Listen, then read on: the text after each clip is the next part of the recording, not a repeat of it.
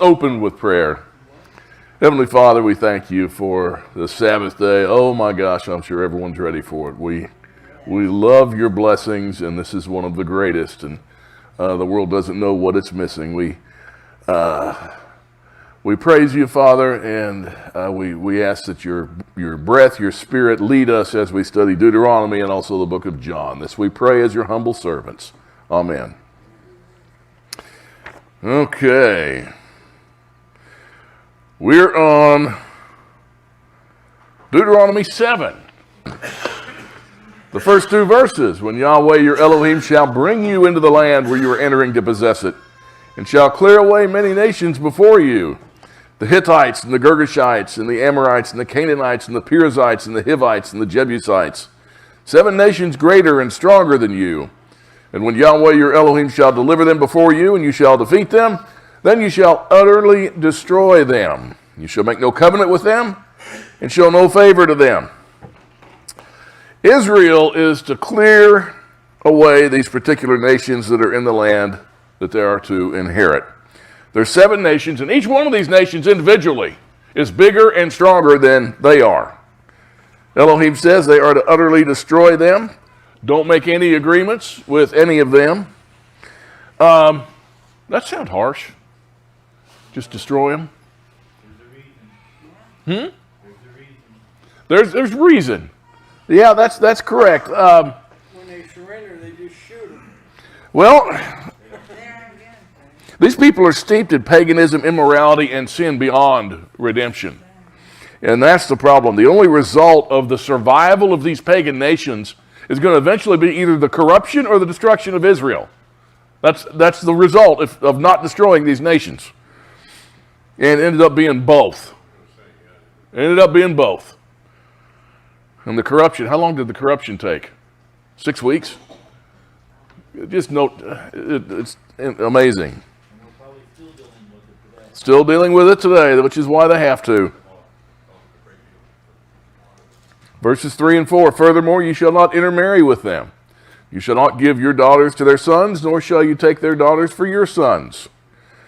For they will turn your sons away from following me to serve other gods. Then the anger of Yahweh will be kindled against you, and he will quickly destroy you. They're not to intermarry with the pagan nations. Paul saw this command as one that extended to any pagan nation or any pagan people, not just these 7. In 2 Corinthians 6, starting in verse 14, do not be bound together with unbelievers. For what partnership have righteousness and lawlessness? Or what fellowship has light with darkness? Or what harmony has Messiah with Belial? Or what has a believer in common with an unbeliever? Or what agreement has the temple of Elohim with idols? For we are the temple of the living Elohim. Just as Elohim said, I will dwell in them and walk among them, and I'll be their Elohim, and they shall be my people. Therefore come out from their midst and be separate, says Adonai. Do not touch what is unclean, and I will welcome you. Now, Paul, in his writings, he likes to teach the Torah. And people may not recognize that. But that's what he's doing here. It's obvious. He's just taking what we read in Deuteronomy, and it's in Torah and in other places too, and stuff from the Tanakh also. And he is describing it to these people in the Greek language, how they apply it. Paul doesn't give his opinions on things unless he says he is. Sometimes he said, well, this is just my opinion. He doesn't say it quite like that, but that's what he says. And says, this is what you should do. Okay, then put that under the category of good advice when he says that. The rest of it, he's applying Torah and teaching it to the people. Verse 18, well, in continuing in 2 Corinthians 6, and I'll be a father to you, and you shall be sons and daughters to me, says Adonai Yahweh, which is what he promises through obedience to the Torah. Verse 5, but thus you shall do to them. You shall tear down their altars, smash their sacred pillars, hew down their Asherim, and burn their graven images with fire. Why doesn't Elohim say, you need to convert these people and turn their pagan practices and pagan ways into ways to worship him? Why doesn't he say that? They're not chosen. See, that's the thing. We have this mindset, a lot of people have the mindset, we can convert people. No, we can't. Okay? Send out people to convert. What's that? Christian churches send Yeah, they send out people to convert. Yeah. Yeah, it's one thing to get a message out there, especially one that people don't have, which I would say is be obedient to the Torah. That's a message that the people don't have. There's a lot of people fighting that message now because they see it as a threat, and it is a threat to their pagan belief systems and their lawless belief systems. But Elohim wants nothing to do with his people involved with false gods. He doesn't want them to have anything to do with that. He doesn't want to be worshipped the way they're worshipped. He doesn't want their people doing the things that the pagans did for their gods. He doesn't want that. Verse 6, for you are a holy people to Yahweh your Elohim. Yahweh your Elohim has chosen you to be a people for his own possession out of all the peoples who are on the face of the earth. You are to be holy, a set-apart people for Yahweh our Elohim. We aren't to love him and worship him in ways that others have worshiped their false gods. He is not interested in that. His name is jealous. Yeah? That's 1 Peter 2:9. It's a quote. 1 Peter 2:9. I couldn't make it any bigger. So, but he's not interested in his people with having things to do with other gods. His name is jealous. In Exodus 34, verse 14, you shall not worship any other Elohim, for Yahweh, whose name is jealous, is a jealous Elohim. He doesn't want to share the affection due to him with anything. The affection due to him is his, from his people. If he says you're a holy people, what does that mean? Set apart. You're not like the rest of the world. You're set apart. You're set apart for him and his ways. And you're set apart for him only. Only. It's like a marriage. That's why he used that analogy. It's something we could understand. Deuteronomy 7, verse 7. Yahweh did not set his love on you, nor choose you, because you were more in number than any of the peoples, for you were the fewest of all the peoples. The Hebrew word for set his love upon you that's used here, it refers to a deep emotional attachment, a deep one. It's similar to our term, he's fallen in love with you, type of thing.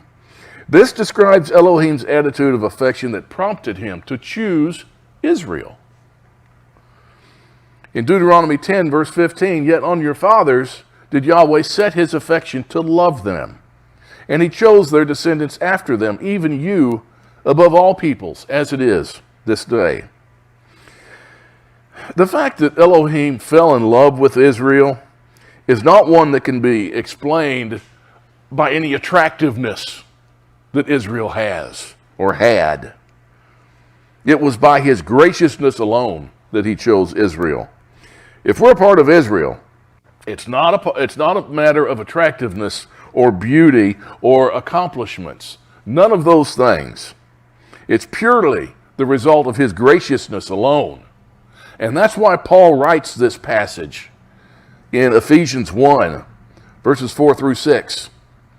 Just as he chose us in him before the foundation of the world, that we should be holy and blameless before him. In love, he predestined us to adoption as sons through Yeshua Messiah to himself, according to the kind intention of his will, to the praise of the glory of his grace, which he freely bestowed on us in the beloved. We're predestined to be his before the foundation of the world, which is fascinating. Because of this, we're told by Paul, we should live to follow his Torah. In Ephesians 2, a little bit later in that letter, starting at verse 8, he says, for by grace you've been saved through faithfulness. And once again, that's not our faithfulness. It's by the graciousness of the Father that we're saved, because he's faithful to the covenant he made with Abraham, Isaac, and Jacob. He's faithful to that. So it's by his graciousness you've been saved through the faithfulness of Elohim. That's the only way the rest of this passage makes sense, by the way. Because he says, oh, it's not of yourselves. It's that gift. It's a gift that he graciously saved us. Not as a result of works that no one should boast. For we are his workmanship, created in Messiah Yeshua for good works, which Elohim prepared beforehand that we should walk in them. See, I've been told many times in trying to explain Torah to people, I've been accused of, well, you're just trying to save yourself. You ever been accused of that? You ever heard that? Essentially, you think that it's going to save you to be obedient to the Torah? No. How is that different from the message that they're trying to pass on? Well, the difference is we're obedient to the Torah because he saved us. True. I think one time you said it saves us from sinning. Yeah, he saves us from, right. He saves us from sinning. That's right. That's right. That's what the save means. Going back to Deuteronomy 7, verses 8 and 9. But because Yahweh loved you and kept the oath which he swore to your forefathers, Yahweh brought you out by a mighty hand and redeemed you from the house of slavery, from the hand of Pharaoh, king of Egypt. Know therefore that Yahweh your Elohim, he is Elohim, the faithful Elohim, who keeps his covenant and his loving kindness to 1,000th generation with those who love him and keep his commandments. Elohim is faithful. For that, we should be eternally grateful. Because he's faithful, he delivered his people from the hands of Pharaoh. He keeps his covenant and his loving kindness to the 1,000th generation, to those who love him and keep his commandments. The prophets Nehemiah and Daniel quoted this also. Nehemiah wrote, or said, and I said, I beseech thee, O Yahweh, Elohim of heaven, the great and awesome Elohim, who preserves the covenant and loving kindness for those who love him and keep his commandments. Notice how those two things go together. Love him and keep his commandments. Daniel 9, verse 4. This is when Daniel's praying for his people who are in captivity. He says, and I prayed to Yahweh, my Elohim, and confessed and said, Alas, O Adonai, the great and awesome Elohim, who keeps his covenant and loving kindness for those who love him and keep his commandments. Yeshua tells us that this is the basic principle. If we love him, we'll keep his commandments. John 14:15. If you love me, you'll keep my commandments. It's that simple. And it is simple. I get a lot of people wanting to parse the Torah. Say, well, that's not the commandments of the Old Testament. Yes, it is. He's the Old Testament that became flesh and dwelt among us. I hate that term, the Old Testament. It's just, well, then we'll study it. Why would you want to study the old thing?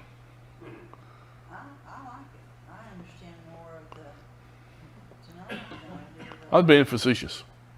But it's the old thing. See, as opposed to the new thing. You know, we like the new thing. I don't want the old thing. That's just, Scripture doesn't call itself that. That's why I don't use the term except in a joking or facetious manner.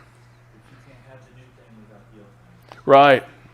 Right. You can't, there is no new thing without the old thing. There's no Brit Hadashah without the Tanakh. It still amazes me that in 30 years of Christianity that I was in, not one person that I was under ever put those two things together. Isn't that amazing? That most of the new is quotes from the Tanakh.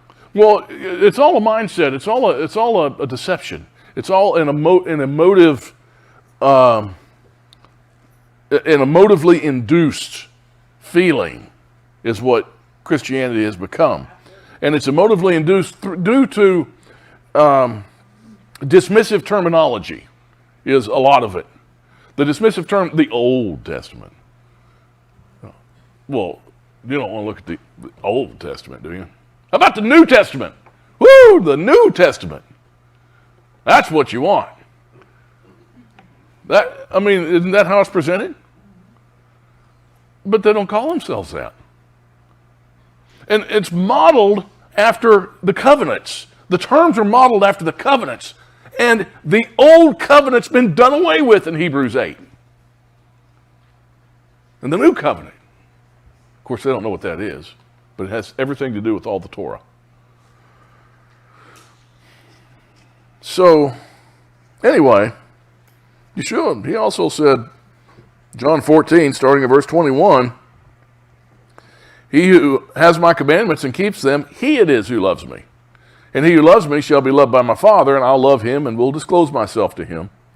Judas, not Iscariot, said to him, Adonai, what then has happened that you're going to disclose yourself to us and not to the world? Yeshua answered and said to him, if anyone loves me, he'll keep my word, and my Father will love him, and will come to him and make our abode with him. He who does not love me does not keep my words. And the word which you hear is not mine, but the Father's who sent me. We had someone wrote into the website today and asked, he said, I know you understand, you say that Yeshua is his Father's word that made flesh and dwelt among us, but they each had a person, each was a person and personality. The Father is a person or personality, the Son is a person and personality.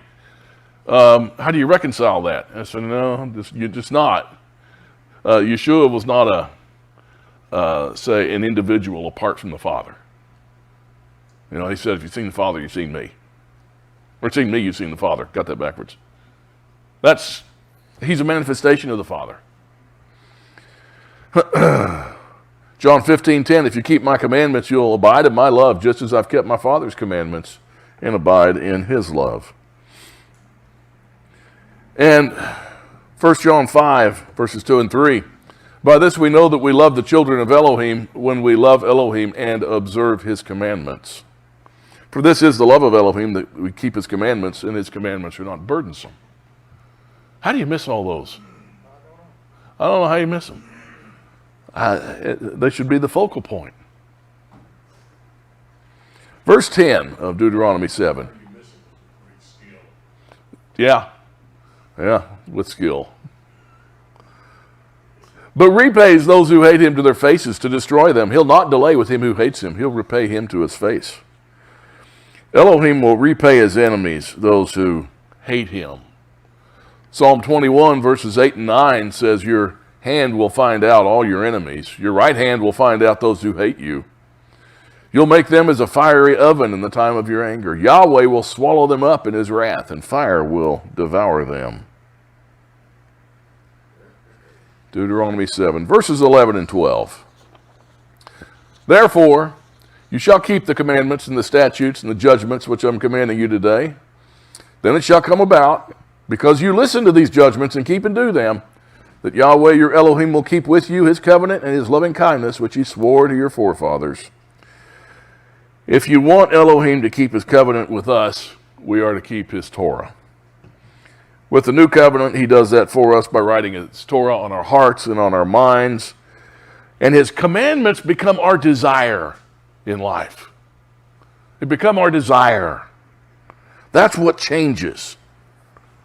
That's what changes. In that new covenant in Jeremiah 31, verses 31 through 34, behold, days are coming, declares Yahweh, when I'll make a new covenant with the house of Israel and with the house of Judah. Not like the covenant which I made with their fathers on the day I took them by the hand to bring them out of the land of Egypt. My covenant which they broke, although I was a husband to them, declares Yahweh. But this is the covenant which I will make with the house of Israel after those days, declares Yahweh. I'll put my Torah within them, and on their heart I will write it, and I'll be their Elohim, and they shall be my people. And they shall not teach again, each man his neighbor and each man his brother, saying, know Yahweh. For they shall all know me, from the least of them to the greatest of them, declares Yahweh. For I'll forgive their iniquity, and their sin I will remember no more. You know, we don't need to tell one another, you need to know Yahweh. If we're following his commandments through his spirit, through his breath, you already know him. You already know him. And I know for a fact, I didn't know him until I started being obedient. I did not know him. In another passage we can't seem to go a week or two without reading. 1 John 2, starting at verse 3. By this we know that we've come to know him, if we keep his commandments. Excuse me. The one who says, I've come to know him, and does not keep his commandments is a liar, and the truth is not in him. But whoever keeps his word, in him the love of Elohim has truly been perfected. By this we know that we're in him. The one who says he abides in him ought himself to walk in the same manner as he walked. Beloved, I'm not writing a new commandment to you, but an old commandment which you've had from the beginning. The old commandment is the word which you have heard. Deuteronomy 7, verses 13 and 14. And he will love you and bless you and multiply you. He'll also bless the fruit of your womb and the fruit of your ground, your grain and your new wine, and your oil, the increase of your herd and the young of your flock, in the land which he swore to your forefathers to give you. You shall be blessed above all peoples, for there shall be no male or female barren among you or among your cattle. The blessings we receive from Elohim's instructions are innumerable. Verse 15, Yahweh will remove from you all sickness, and he'll not put on you any of the harmful diseases of Egypt which you've known, but he'll lay them on all those who hate you. Now, we know from studying the remains of mummified Egyptian bodies that they suffered at that time from the same maladies and diseases that we suffer from today. They had cancers, arthritis, bone diseases, sexually transmitted diseases, and almost all the things listed in today's medical journals. Why do they have them? It's the same reasons why we have them today. Because they ate the wrong things. They lived amongst their own waste. They involved themselves in gross immorality. All these things are a direct violation of the instructions given to us by Elohim. Deuteronomy 7, verses 16 through 18. And you shall consume all the peoples whom Yahweh your Elohim will deliver you, and your eye shall not pity them. Neither shall you serve their gods, for that would be a snare to you. How big of a snare was Christmas? Boy, is there a bigger snare in life than that one?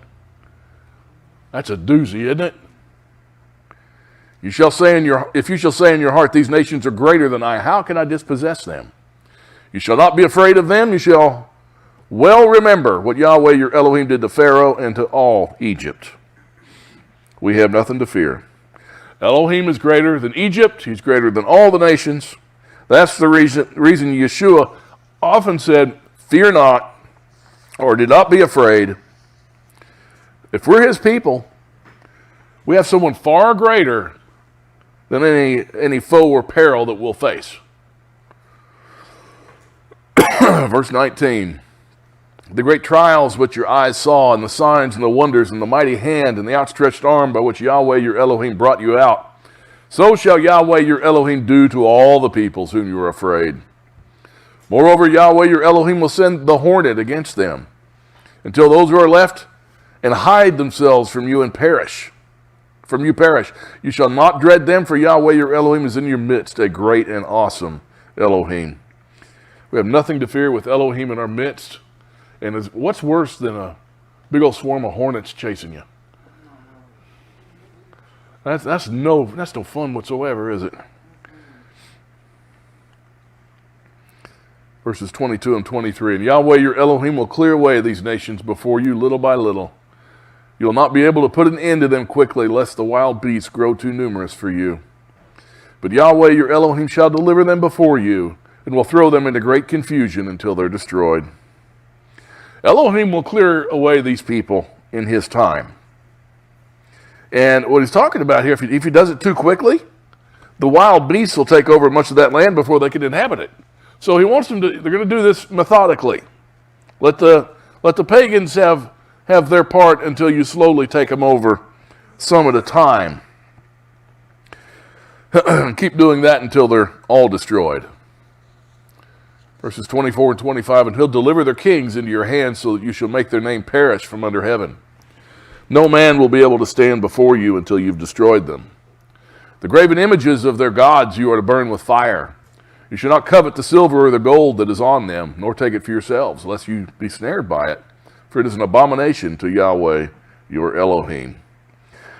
The false gods were not to be melted down with their gold to be made into something else. That's not what he wanted. He doesn't want anything to remain of them. He wants nothing to remain of them. He wants nothing to remain of their false worship or their paganism. Verse 26, and you shall not bring an abomination into your house, and like it come under the ban. You shall utterly detest it, you shall utterly abhor it, for it is something banned. If you bring these pagan things into your house and practice them, then that makes you as detestable as they are. And that's not what we want. Any questions on Deuteronomy 7? You see how the build-up here in this whole book so far has been, let me tell you how important it is to do these things. We've had 7 chapters of that now. I'm going to tell you how important this is. You know what that means? That means it's important. There's no doubt about it.